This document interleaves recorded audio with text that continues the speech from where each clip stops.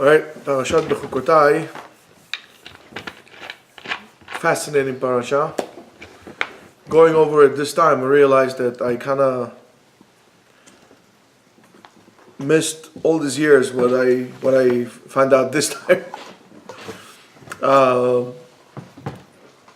Everybody concentrates on Pharshat Bechukotai, on the klalot and the brachot and so on and so forth. However, Pharshat Bechukotai really talks about the chashivut, the importance of learning Torah in depth and in seriousness. In the parasha, of course, we have all the, as we said just now, the brachot, the klalot, the blessing, the curses. And the beginning, the parashat of brachot, it says that a person also learns Torah, and also, I'm just giving you a little quick overview, and also learns Torah, and also does the mitzvot. And the pticha, the beginning of parashat klalot, we see something which is fascinating. We see an indication for spiritual decline that starts from lack of learning Torah, not only in quantity, but also in quality, in depth, and in dedication. So we read the parasha, as we just said, we started with the brachot, and in case we're going to keep the chukim of the Torah, right? We get the brachot, and if not, we get the klalot. Chas v'shalom. If we're not going to keep the chukim, we're going to get the klalot. So the parasha starts with the pasuk in Perev Chavav, pasuk Gimel. Im bechukotai telechu v'et mitzvotai tishmoru v'asitem otayim. If you keep my law and order, right, and you keep our mitzvot, and you'll do the mitzvot. Now we know that the Torah is very specific about the choices it makes regarding words, and therefore there is no extra words of the Torah. So therefore the question is going to ask, why does the Torah need to double? Im bechukotai telechu v'etzmotai tishmoru v'asitem otam. Keep on mitzvot, and that's it. Goodbye and good luck, right? So Rashi is metares and says, Im bechukotai telechu, if you're going to go in my ways, yachol ze kiyum mitzvot, right? כשהוא אומר, ואת מצוותיי תשמורו, הרי קיום המצוות אמור. Because it says, מה אני מקיים אם בחוקותיי תלכו, and what is it that? שתהיו עמלים בתורה. Not only learning Torah, רבותיי, and that is the mistake that many people make, and we'll see it maybe later on further down. You have to sit down and learn Torah in depth. Yes, it's better if you go on a subway and you listen to some divrei Torah or some halacha, but that's not the constitute of learning. Learning it in depth. In other words, the condition for the brachot is not only keeping the mitzvot, in action, keeping the mitzvot, but also to be amelim b'Torah, to labor, to work hard in learning Torah. It should not be you're catching a lecture here, you're catching a lecture there, you're doing all kind of projects. And some people like to do projects. They think they're like the Mashiach of the world, right? But how about you sitting down and learning and toiling over the Torah? The word im, if, which is a condition, changes the whole character of this paragraph, because without the word if, the paragraph which describes the decline or like a certain chain of events, if you're going to do this, therefore this and this and this and this will happen. So it's a chain of events. So in other words, if it wasn't like that, right? If it wasn't like that, it will be just hanging up, as they say, hanging up in the air. But the word if creates also a different thing. Not only, if you would like to, im also creates here a totally different avenue. And that is called free choice. Create choices. And in other words, you could do it so this way, or you could do things the other way. One way or another. So therefore this. In other words, you understand that if you will do this, it's like in math, right? If this, so therefore, that is that. In other words, just by this world, you create a whole encyclopedia of things you can write about, philosophical concepts, which is really unbelievable. So, but that split in creating possibilities is, by the way, the beginning of freedom. Freedom starts with having choices, possibilities. Because you are being called upon to choose. Which one do you want to go? You want to go here or you want to go here? You have a choice. And what the Rambam says in Halachot Shuvah, which is really fascinating, the Rambam was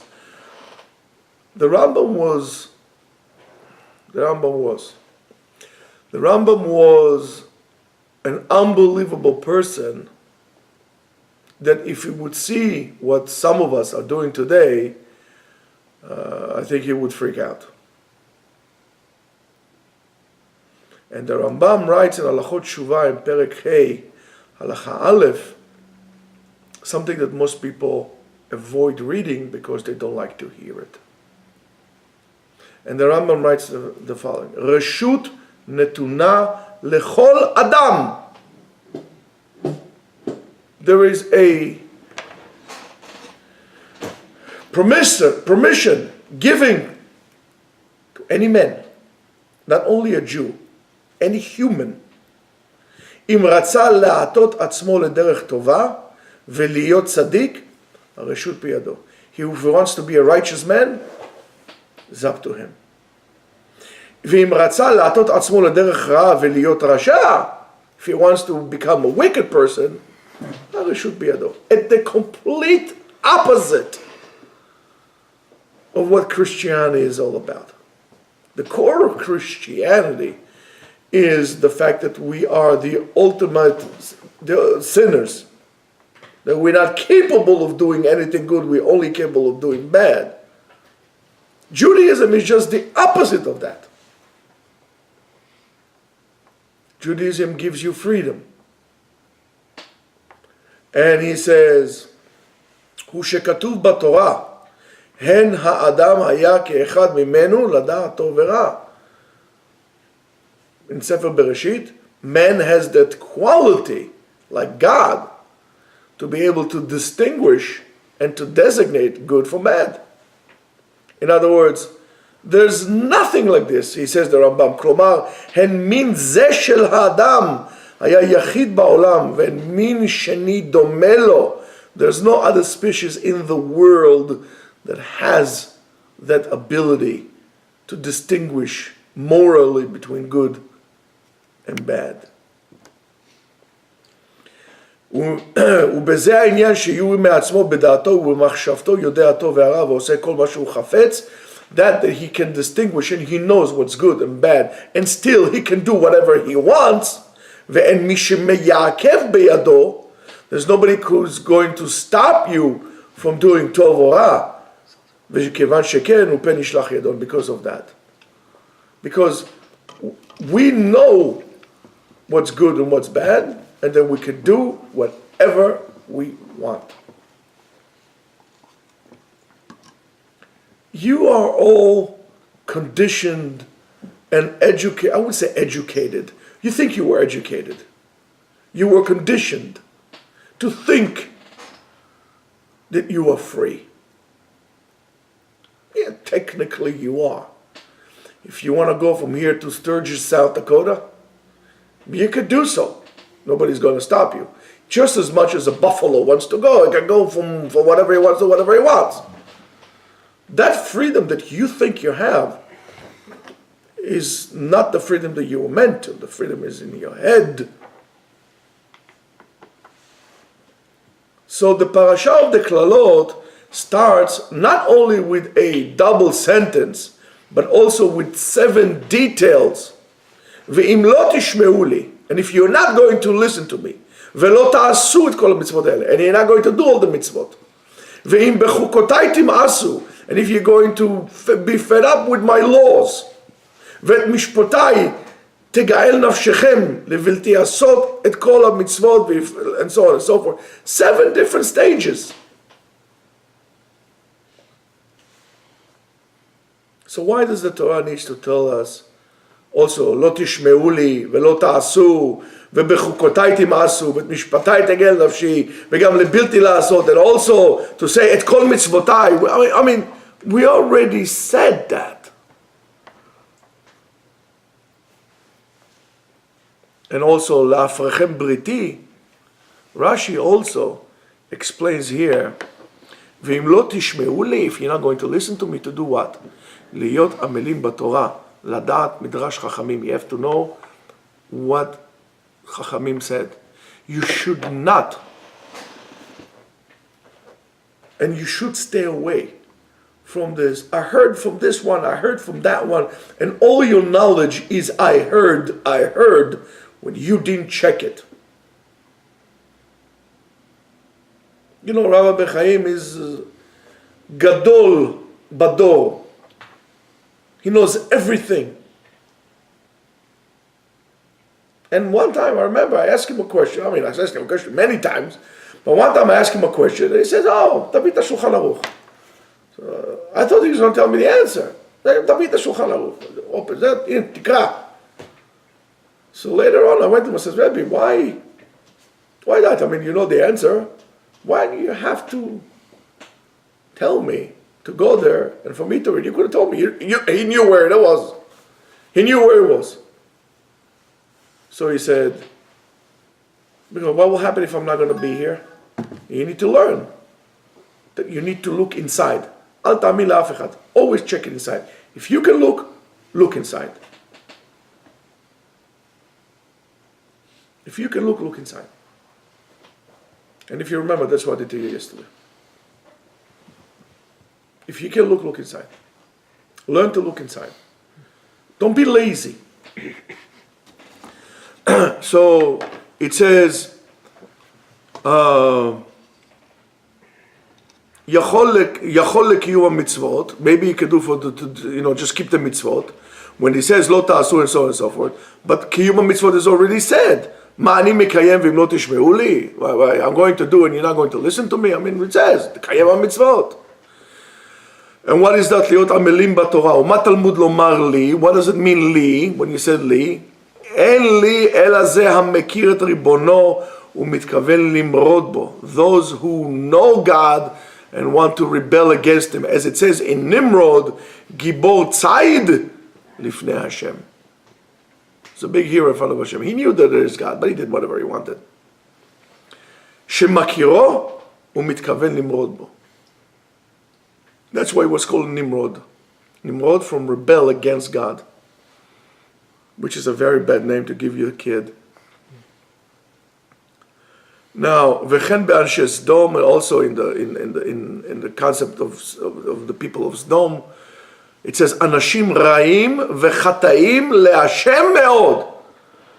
They knew exactly what HaKadosh Baruch Hu wanted for them not to do. And it's like those people, what does it say in the Torah? Not to eat basar b'chalav, tov, tavi cheeseburger. Not to eat pig, give me 2 pigs. They know exactly. That's the. So, ולא תעשו, right? משלא תלמדו, לא תעשו, הרי 2 עבירות. And there's going to be 2 עבירות.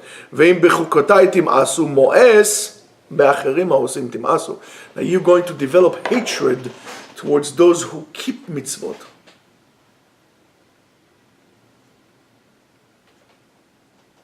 And you see that it really happens.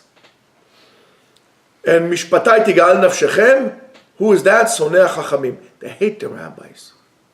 לבלתי עשות, without doing, that means מונע את האחרים מעשות. You're going to prevent other people from doing what they need to do. Azab, what do you need to come and learn? Yeshiva, you're going to learn it, you learn enough. Come, let's go doing something.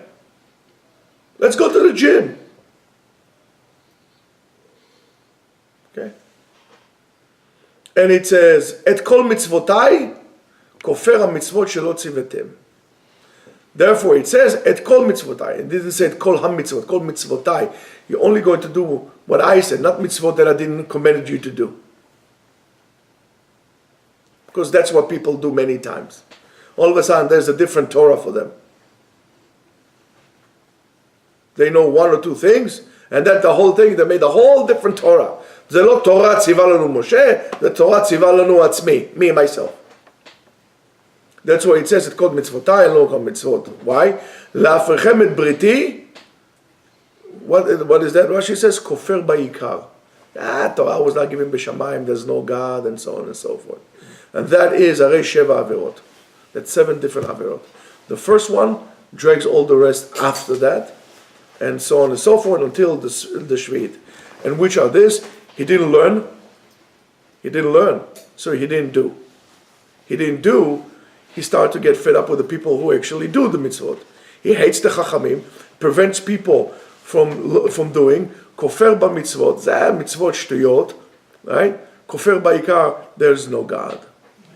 So if you look at Rashi carefully, that is that the deterioration of a person that so-called goes off the derech becomes a stage after stage, a stage after stage, and one drags the other. At the beginning, we're talking about a person that decided not to learn Torah, and the result of that he's not keeping the mitzvot, and that's what we say the opposite.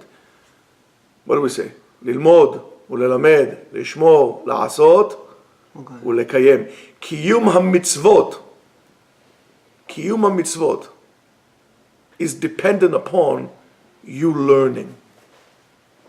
Therefore, don't think that you will be able, and that's the mistake that people make. I'm sure you heard it just as much as I did.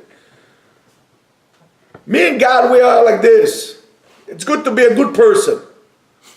In the eyes of who? In the eyes of society. Well, do I need to tell you what was considered to be good in Nazi Germany? Or in the Palestinian territory?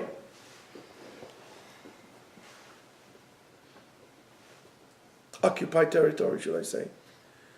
Those Palestinians occupied our territories, and we have to give it back. Never heard such shenanigans in my life. And what bothers me is the stupid Jews who say, yes, that's true. Check after them, probably there's something not Jewish about them. Now, so, if the person like this, he's not learning, and at the end he's not going to do Kiyum mitzvot, so a person like that didn't learn enough, and what? He became an Am Haaretz. He didn't learn enough. How do we know how to keep the mitzvot? What's the keeping of mitzvot? Because at the next stage, the Am Haaretz, it's not enough for him that he's not learning Torah, and he's not keeping the mitzvot. He starts to hate those who keep mitzvot, and that's the hatred of the secular Jews to the religious Jews in Israel. It's getting worse and worse because they keep on going further down and down and down. And why is that? Why is that? Because the logic of the Torah is great. It's very deep. It's very complex. And it's much more complex than our ability to think logically.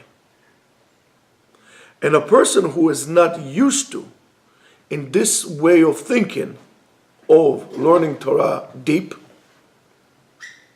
the laws of the Torah seems to him bizarre, weird, out of place. As much as I told you yesterday, a little kid would not understand why parents do certain things. Go explain it to him.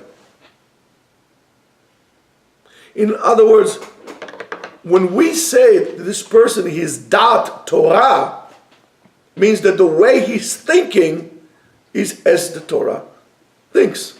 His logic is not human logic. It's logic of Torah. And that's a totally different way of looking at the world. You might look at the world and I might look at the world and we're going to see two different things. Just as much as, let's say, for example, a dog and a bee see things different. I think dogs are colorblind, something like that. And bees see like ultraviolets. Different world. Now, so is the eyes of a Ben Torah and an Am Haaretz. That's why an Am Haaretz doesn't really understand what the Ben Torah are doing. Because they never work hard. And then they hate them. And I'm sure we all had this. So at the next stage, that Rasha is not only hates the people who do the mitzvot, but also hates the Chachamim. Why? Because the Chachamim, the rabbis, are the representatives of the Torah, which he hates. So therefore, everything that has a similarity or represents the Torah to them, he hates. In other words, like a person who has some unresolved issue, anything with him he would hate. He's the father figure for him. That's what it is. And why is that? Because he doesn't understand, he's not willing to understand, and he's not willing to admit that the Torah is right, the Chachamim are right, and you're wrong. Not willing to accept that. And of course, though, how would he know that? Because he didn't learn Torah. If he didn't learn Torah, he'd understand what the rabbi is saying, what they're saying.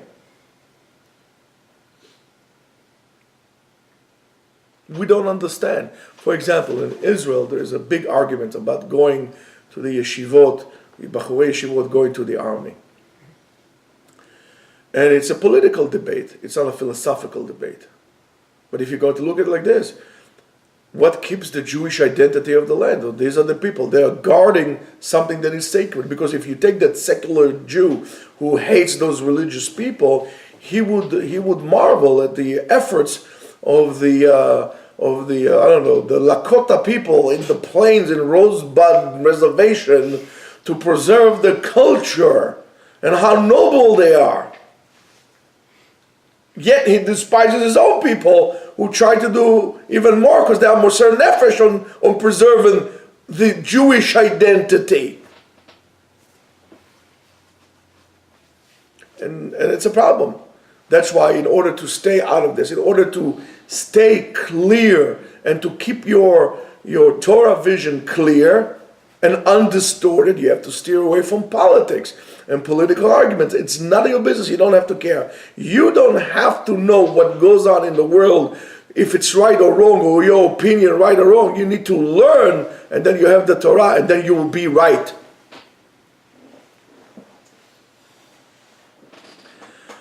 So, and then of course he's going to prevent the people, right, to do so. And why would he prevent the people from doing mitzvot? Because it doesn't make sense to him that something that looks to him like nonsense, and you're going to tell me that God made this? I'm going to make sure that other people don't do it, because it's crazy. And Rabotai, this is very sad, but this is exactly what we are experiencing anywhere that we have Jews who are not learned. I don't think that there is a period in history that majority of the Jewish people were unlearned and uneducated and were not participating in Kiyum HaMitzvot.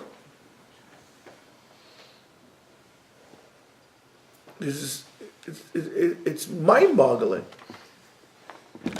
So if you look very carefully to the words of Rashi that we said before, so the first stage was a person who didn't learn Torah, right? At the beginning, he knew that there was a God. In the beginning, he knew there was a God and decided to rebel against God. So how is it possible that this person later on would claim that HaKadosh Baruch Hu did not commended the mitzvot? I mean, because he did say, and at the end he's going to say that there's no God. But in the beginning he knew that there was God. He just forgot what he was saying. So if you look carefully again in the words of Rashi, you would see that the first person in the first stage not necessarily did not learn. He did learn. But the question is, how did he learn? We said it many times, there's Bitul Torah in quantity, and there is Bitul Torah in quality. So at the beginning the person learned, but he didn't learn enough, right? And that's some of the problems that we have sometimes with the Modocs people, you know. They very good people, very, very nice people, but they keep mitzvot, but they don't learn. And if they learn, they don't learn enough. So what happens? Slowly, they start shifting. And you see the process. And before you know, they have minyan for homosexuals, they have minyan for women, they have homosexual club, they have all kind of things like that. Yeah, you know what I'm saying. Right? Women rabbis, women putting tefillin, right? And so on, all kind of weird things. Why? Because of that. And what does it say? Because it says, Rashi says, Lo amal b'divrei Torah ladat midrash chachamim. In other words, he learned Torah very superficial without going deep.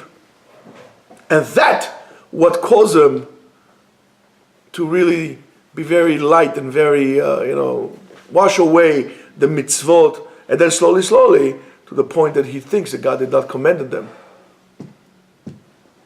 Most of the people, if not all the people, that you see today as Jews in the world, 3 generations ago, I think 98% of them were Shomer Torah mitzvot. Do you know why? Because if there weren't 3 generations Shomer Torah mitzvot, they would not be Jewish today. The assimilation would swallow them up.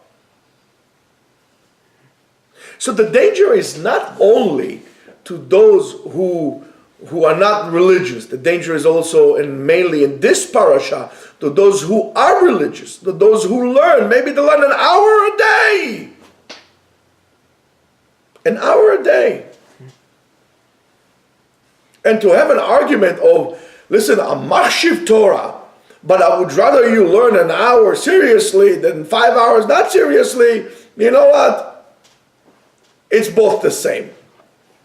Because you can't get a milut, depth, in learning 1 hour a day.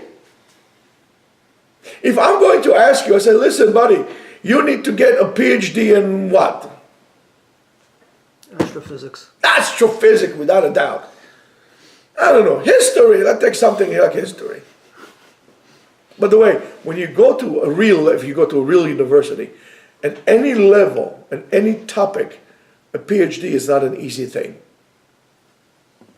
It's not an easy thing.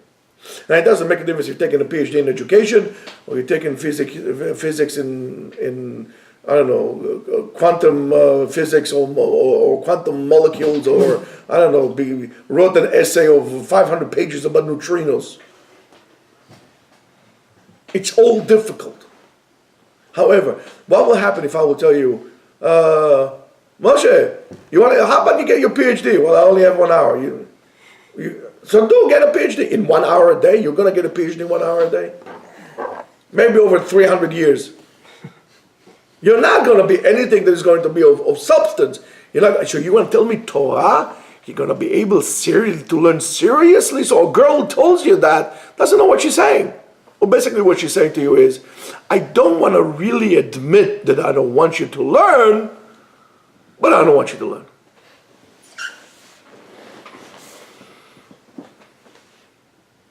It is, I think, worse to learn an hour a day at a certain point than not to learn at all. Because if you don't learn at all, you say, you know what, I'm not doing anything, I have to learn. If you learn an hour a day, you're saying, listen, I'm learning an hour a day, what do you want from me? Every day I learn an hour. It's like I'm learning half a day, what do you want? So my hour is worth more than, no, there's 2 different types of Bitul Torah. You can't get. Could you become like Arnold Schwarzenegger in his big days working out 1 hour in the gym? How about you, Gorilla, right? You're going to be able to get like Schwarzenegger working an hour a day? No! You probably just stretched for an hour a day. You're nice and flexible. You think you're going to be like Bruce Leibowitz, wasn't it, Bruce Lee? You know, by doing 1 hour a day? Gornish, nothing. You want to get to those levels?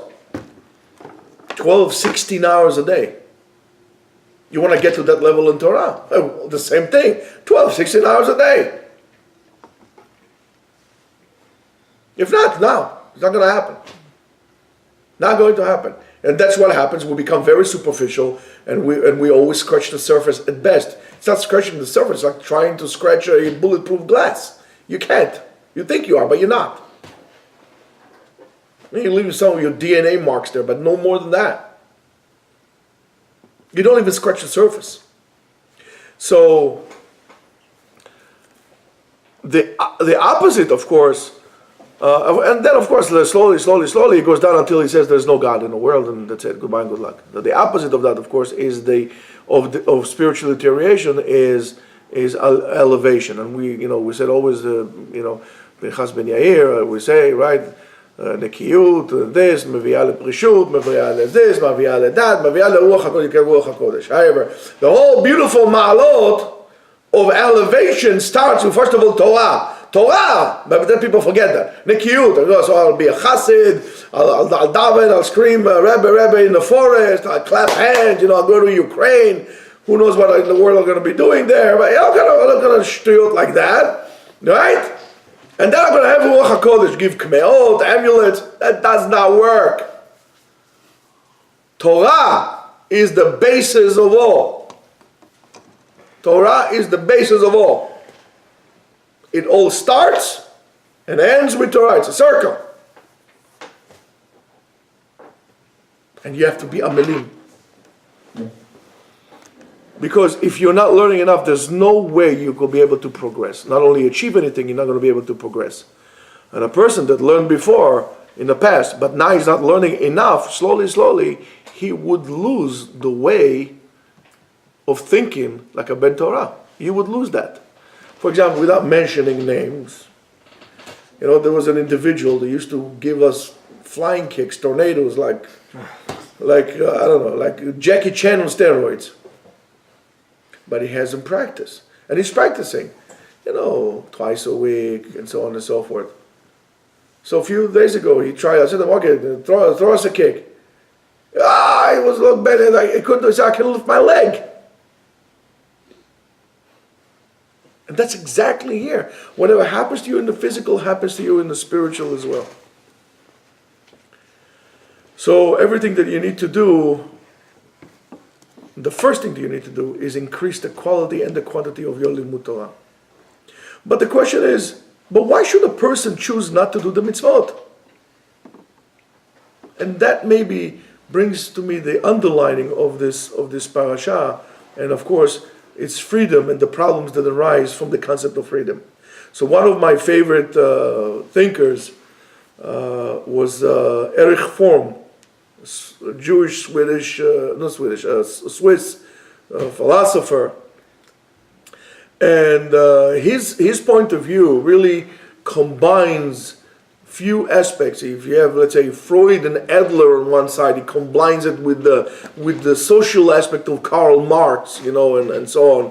He did not see the human problems as being caused from a frustration of biological needs or biological urges or physical. According to him, the problem of human suffering that we have in terms of what we suffer comes from lack of fulfillment of psychological needs of a person. And mankind developed above and beyond animals and was able to acquire, even according to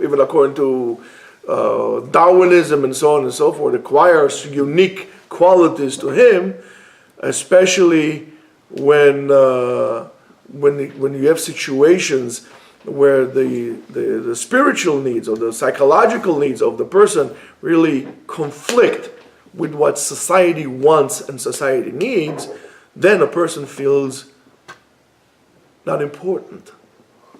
He feels empty, meaningless, and so on and so forth. And then he feels lack of freedom. A lack of freedom that will come because of that makes you very happy. Because believe it or not, people don't like freedom. And the reason why people don't like freedom is because, in the past and so on and so forth, when we had the tyrants and dictators, and they were the power and the money and so on and so forth, the people on the lower levels felt very, very helpless. And according to form, when they were enslaved, they really had no freedom. They had to accept things the way they are, and they felt that the destiny is not in their hands. And together with this new sensation of freedom that we had in the 20th century and so on and so forth, came frustrations. Why? Because there was demand for achievements, and if you were not able to achieve, you start to feel frustrated, and then you felt unhappy, and then you feel very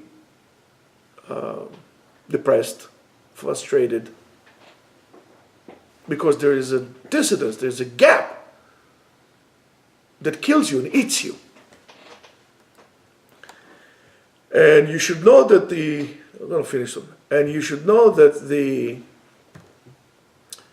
what Eric Fromm calls the escape of freedom is really escape from self-responsibility and for the need to achieve that go along and correspond with the experience of freedom.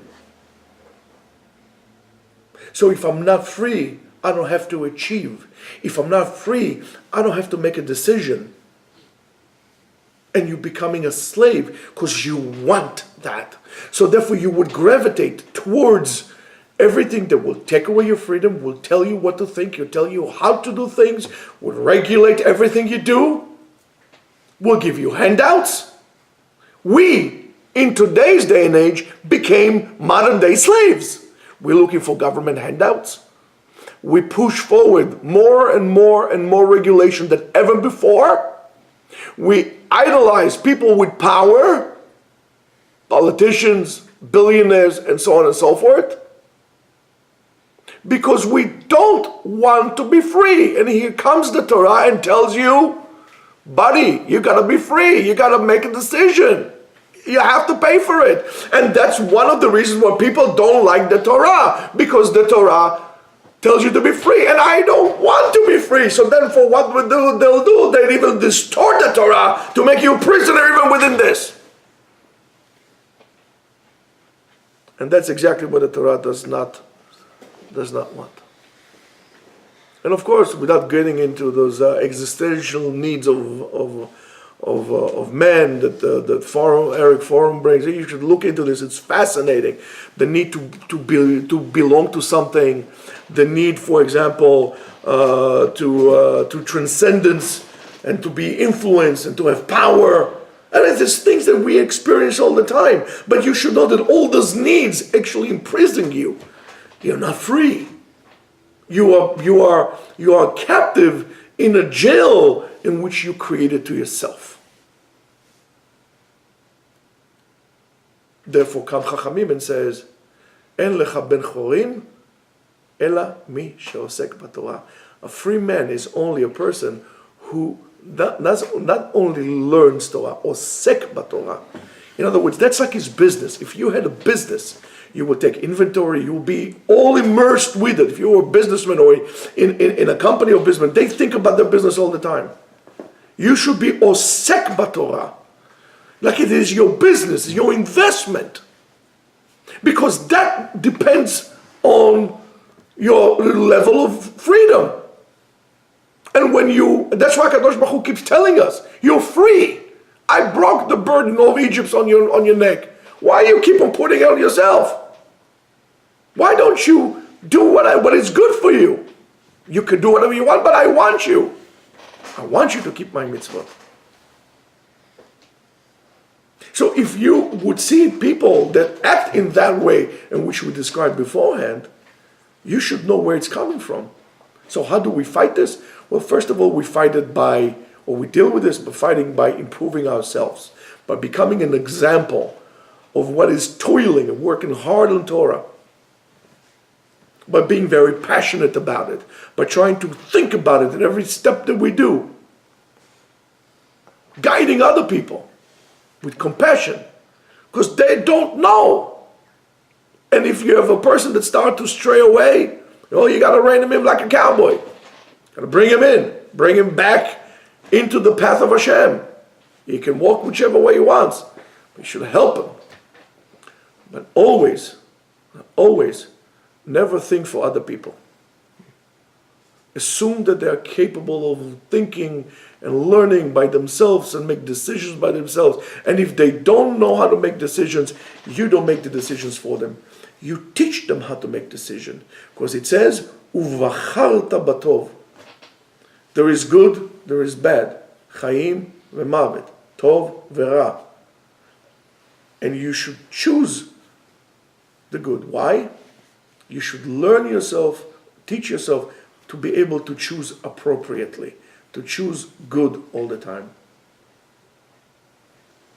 And that's a tremendous, I have so much to say to you. I have so much to say to you. But the time is running out. And just remember that today there are so many levels and abilities to learn. So if a person is not on a good level, right?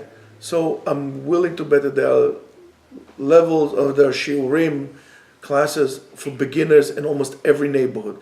And if that neighborhood does not have, well, leave that neighborhood. Don't live there. Doesn't make a difference how much novorish your neighborhood is. Where'd you bring your stones to build your house from? So that's the beginning. Go to a beginner class. And if you're a little bit more advanced, there are books, there are lectures, you could listen to Daf Yomi, you could listen to Shiurim of Gdolei Olam on that. However, I mean, there's of course online. If you are already advanced and you're holding at a level, you should be kovea chevrutot, you should have a chevruta, right, with somebody and learn by yourself. We spend so many hours on what we call the culture of leisure. I mean, whether it's traveling like never before, and I think with the level of travel, the accessibility of traveling all over, we became more ignorant because everything is accessible. However, even though it's people do it because it's empty out of any kind of spiritual content. So today you could really, if you understand that, you could use all these extra hours that you have free, or at least part of them, for something that is good. Dedicate some of that little Torah. Don't sit down there all day long and watch Family Guy for the 5,700 times. Don't talk with your wife so much. Give her attention. Give her compassion. Care about her. But don't talk to her hours upon hours until she'll become a desperate housewife because you just won't stop talking. Sit down and learn Torah. The 24 hours in the day that you experience are the same 24 hours of a wicked man or big rabbi like Rav Ovadia Yosef or anyone like this. What they did with the 24 hours, that's what makes the difference. So you better utilize your time. You have a choice. The reward is going to be all yours. And so would be the failure. So therefore, choose well. Have a Shabbat Shalom. Shabbat Shalom.